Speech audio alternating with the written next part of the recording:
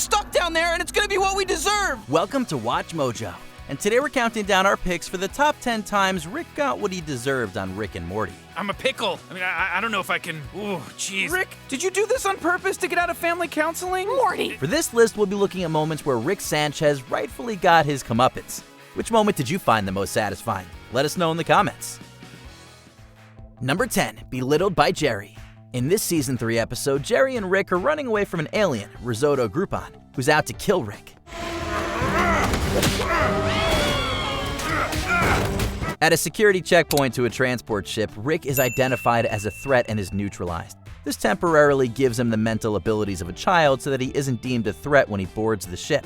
Recognizing how powerless Rick is in this condition, Jerry decides to mess with him. What's that? Did you just have a controversial thought? No. That's what I thought, bitch. You little punk ass. This is the best. Given how Rick belittles his son-in-law Jerry, it's amusing to see the tables turn. Rick may not remember what happened in his temporary condition, but at least Jerry will remember getting one over on him. Stay strong, Jerry. I believe in you. Number 9, Stranded on the Purge Planet. During one of Rick and Morty's travels, they visit a planet that celebrates a festival where crime is legal for one night, and the citizens are allowed to commit unspeakable acts of violence. So what do you do during the festival? You lock yourself in, or you go out and do some stuff? Oh, I do some pretty bad stuff. Oh, I bet you do, old-timer. Does that sound familiar? Out of curiosity, Rick desired to stay around and witness the carnage.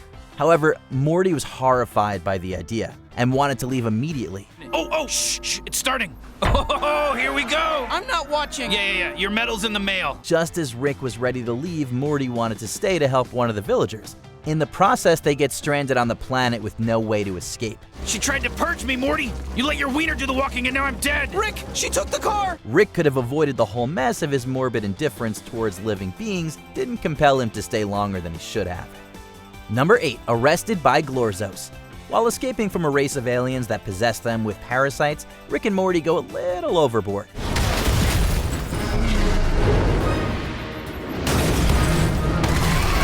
In the heat of the moment, they decide to reenact Pearl Harbor. We're better than that. Pearl Harbor, on the other hand. Yeah, I think that's inbounds. When they have to go back because they left summer on the planet, they're met with hostility by the alien race, which no doubt had to do with their previous decisions. Sup? Yo! Oh shit, it's them! The worst thing to ever happen to us! Yeah, that makes sense. In hindsight, their escape should have been a little more discreet, and then maybe they wouldn't have been so recognizable. Number 7, a prank that backfired. After office worker Tony uses Rick's private toilet, Rick tries to get back at him by setting up an elaborate prank. Is Tony here? I brought him some vegan fiber chili, delicious family recipe, and a box of these chocolates, sugar-free. He can eat as many of these as he wants. Anyways, just wanted to drop these off, and you tell him the toilet's all his. He'll know what I mean. However, Rick inadvertently opens Tony's eyes to a new outlook on life, and he dies skiing down Mount Space Everest. Tony's death leaves Rick feeling conflicted over his relationship with the guy, and he never gets to pull off his prank on the intended target. I understand. It's hard losing a friend. Instead, the prank is activated on Rick, which was originally designed to show how insignificant Tony was, but now reveals how empty Rick is because of his inability to be close to anyone. All hail His Majesty, the saddest piece of garbage in the entire cosmos. Long live the big bad doo-doo daddy. May his reign last 1,000 years. Number 6, Morty's Mind Blowers. Rick often shows Morty amazing things about the universe as a power play to demonstrate that he knows more things and will always be superior. One example of this is when Rick shows Morty memories that he extracted from his grandson. What the hell is this? This, Morty, is my archive of all the experiences you've begged me to remove from your life, lest you go insane. However, some of the memories that Morty is exposed to are ones that Rick considered embarrassing, such as one where he made a fool of himself by saying taken for granted instead of taken for granted. We shouldn't take things for granted. Are you saying granite? Well, yeah. It's granted with a D. Take things for granted. Did you actually think it was...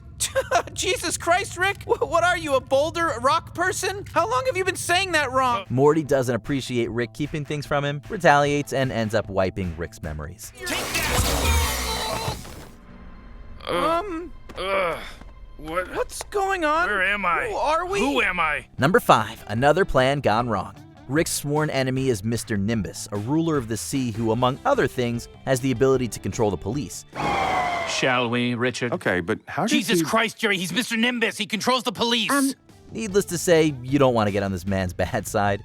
Rick decides to double-cross Mr. Nimbus by inviting him to dinner to smooth things over, while Summer grabs the shell that's the source of the Ocean King's powers. Summer is gonna dive into the Marianas Trench to recover the forbidden shell that gives him his power, because Summer can be trusted. After saving Rick's life, the two set aside their differences, until Summer comes back with the shell, prompting Mr. Nimbus to beat up Rick. Grandpa, I got the shell. Shit, okay, Nimbus, You look. son of a bitch!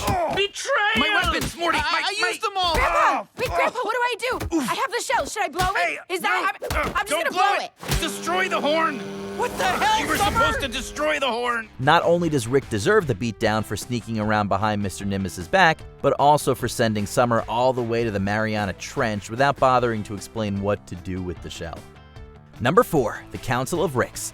In the 5th season finale, we learn the backstory that explains why Rick is the way he is.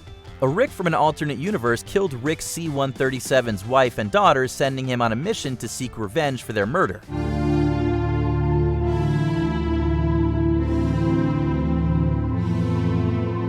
In his quest, Rick C-137 kills a whole bunch of other Ricks, which results in Ricks banding together to fight him. In the end, the two sides come to an agreement and the Council of Ricks is formed.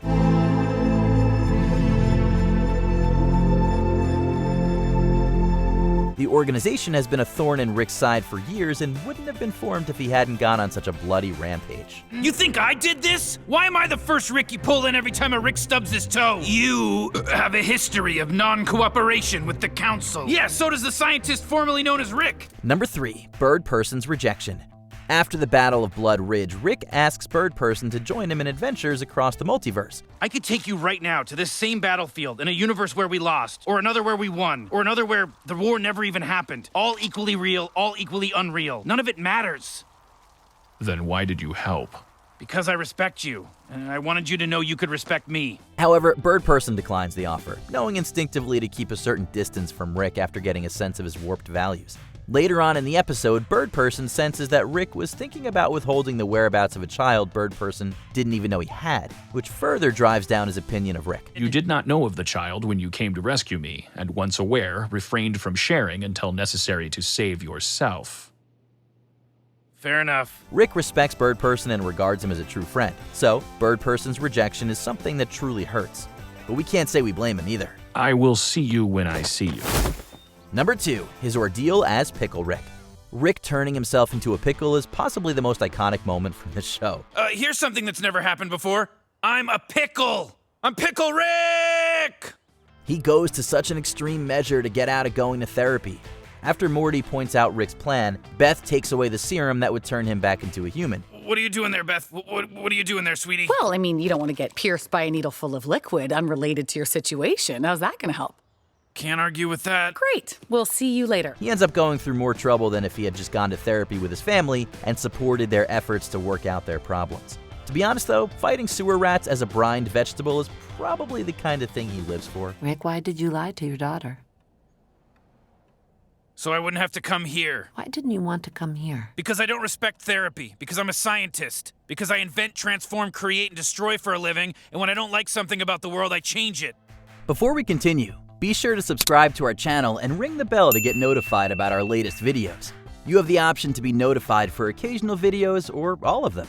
If you're on your phone, make sure you go into your settings and switch on notifications. Number 1, blowback from cloning Beth. Taking Rick's advice, Beth allows herself to be cloned, thus allowing her to live 2 divergent lives, one where she's going on space adventures and one where she stays with her family. You told me I wasn't a clone. You're not a clone. And who is that? A clone? The thing is, she doesn't know which one of her is the clone. When Beth and Space Beth come together, Rick shifts back and forth on who the clone is, but it's eventually revealed that he doesn't know, having wiped his own memories. You mind blew yourself? You literally don't even know which of your daughters is real. Of course you don't. Why am I surprised? I'm sure you'd love for us to need that from you, but I don't care what's in that vial. The Beths decide that they don't care, leaving Rick alone in the garage, watching the memory and realizing just what a terrible father he is. Holy shit, I'm a terrible father. Did you enjoy this video? Check out these other clips from WatchMojo, and be sure to subscribe and ring the bell to be notified about our latest videos.